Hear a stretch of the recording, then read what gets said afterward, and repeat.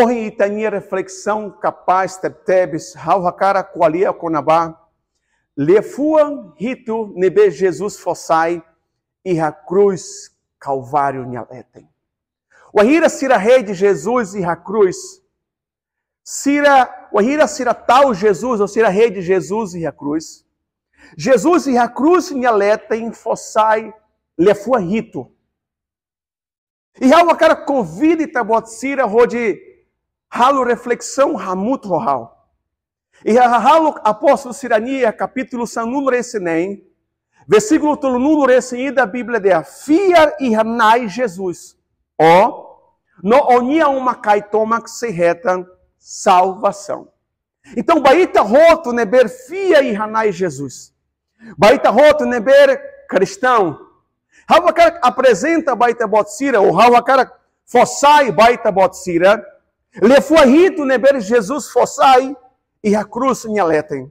Favor lá e tem a Bíblia que tataka tamba Hawakar que apresenta a lefuasira neber Jesus fossai e a cruz nhaleten. Lihusi evangelho balo neber Jesus o evangelista sira hakerek. E tahareto e a Lucas capítulo anulo resintolo, versículo anulo resinhat.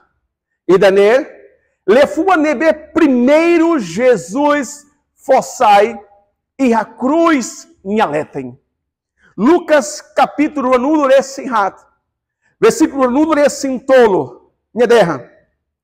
Haunia amam, fo perdão basira. Tambasira lahateni saída makasira halo. Tahareto. Lefua neber primeiro maka Jesus fossai e a cruz nhaleten maka. Hau minha amam fo perdão basira.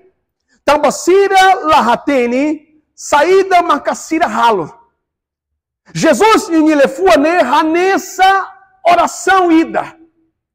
Jesus hatene kataksira e reneba, lá Seidal conhece, ou lá reconhece Jesus no dar maroma ninhauá. Então Jesus, dia hatene sira e reneba, katak, ema sira neber, cumpre ordens. E Jesus mesmo em a situação difícil tebes, Jesus hanori ita rodi fo perdão. Ele nem capaz nós estamos dalabara que mahalo batruma contra ita. E ita lá for perdão. E Bíblia de se hal noita bot sira lá for perdão, ba ema sira de ber halo ita kanek. Se ita lá for perdão, ita mos lacimo perdão. E Jesus tinha de ama for perdão basira. Tal basira lá hatene. For perdão, basira. Então, derrubou o malo, for perdão, basira, neber, haluita, kanek. Basira, neber, haluita, nhafuan, kanek. For perdão.